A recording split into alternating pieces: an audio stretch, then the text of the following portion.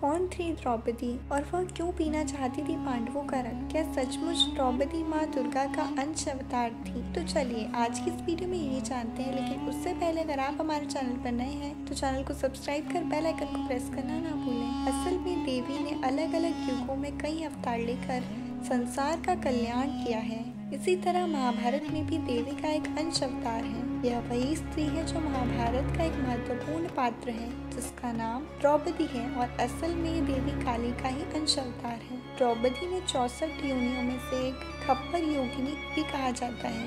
इस संबंध में महाभारत के आदि पर्व में कथा मिलती है। एक दिन इंद्रप्रस्थ में युधिष्ठिर द्रौपदी के कक्ष में थे। भीम उधर से गुजर रहे थे। अचानक उनकी निगाह खिड़की से कक्ष की ओर पड़ गई। उन्होंने देखा बड़े भैया द्रौपदी के पांव दबा रहे हैं और द्रौपदी पलंग पर खप्पर लिए बैठी है और बड़े ही क्रोध से युधिष्ठिर को देख रही है और बीच बीच में कह रही है कि तुम सबको खा जाऊंगी, रक्त पीऊंगी। भीम ये देखकर क्रोधित हुए और कुछ समझ नहीं पाए। उन्हें कृष्ण का ध्यान आया। उनकी माया को वो पहले ही जानते थे पर कभी समझ नहीं पाए थे। भीम ने कृष्ण का ध्यान किया तो कृष्ण सामने आ गए। भीम श्री कृष्ण से पूछते हैं, हे माधव, आपकी माया क्या है? मैं भी आपकी माया देखना चाहता हूँ। इस पर कृष्ण कहते हैं, अच्छा चलो भीम, ठीक है, अगर तुम सचमुच मेरी माया देखना चाहते हो तो आज की रात चुपचाप वन चले जाओ और तालाब के किनारे एक वृक्ष है, उस पर बैठ जाना। भीम ने ठीक ऐसा ही किया। उधर रात गहराई और अचानक ही वहाँ प्रकाश फूटा और सरोवर के किनारे कई सिंहासन लग गए। थोड़ी देर में इंद्र, मारुत आदि देवता और योग योगिनी भी प्रकट हुए।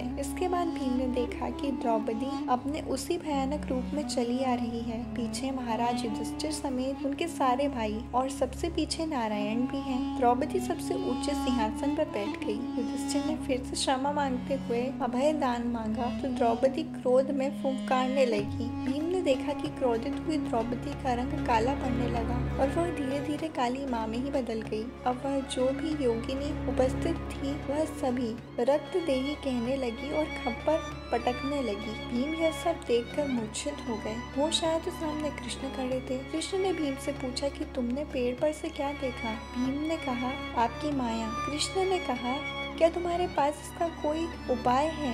भीम ने कहा, प्रभु आप ही कुछ उपाय बताइए। इस पर कृष्ण ने कहा, आज दोपहर जब द्रौपदी भोजन परोसे तो खाना मत और छूना भी मत, और जब वह पूछे कि क्या चाहिए तो कहना एक वचन। भोजन परोसते हुए द्रौपदी मना नहीं करेगी। भीम ने ऐसे ही किया। जब भीम ने भोजन खाने से मना कर दिया तब पांचाली ने पूछा कि भीम तुम्हें क्या चाहिए? भीम ने तपाक से कहा, हम पांचों को अभय। द्रौपदी ने अभी ये सुना ही था, इतने में ही श्री कृष्ण आ गए और बोल पड़े कि छठे मेरे प्राण भी छोड़ दो। द्रौपदी खींच गई और इसी दौरान कुछ बोलने की कोशिश में उसकी जीभ दांत के बीच आ गई। इससे जीभ का घाव लग गया और जमीन पर रक्त की कुछ बूंदें गिर गई। इतने में ही द्रौपदी सावधान हो गई और अन्य बूंदों को गिरने से बचा लिया। फिर उसने कहा, ठीक है माधव, जैसा आप कहें। ऐसा कहते ही पांडवों और कृष्ण को अभय दान मिल गया। महाभारत युद्ध में ये वही योद्धा थे जो जीवित बचे, बाकी सभी मारे गए या फिर श्राप झेलते रहे। द्रौपदी असल में कौन है, इसकी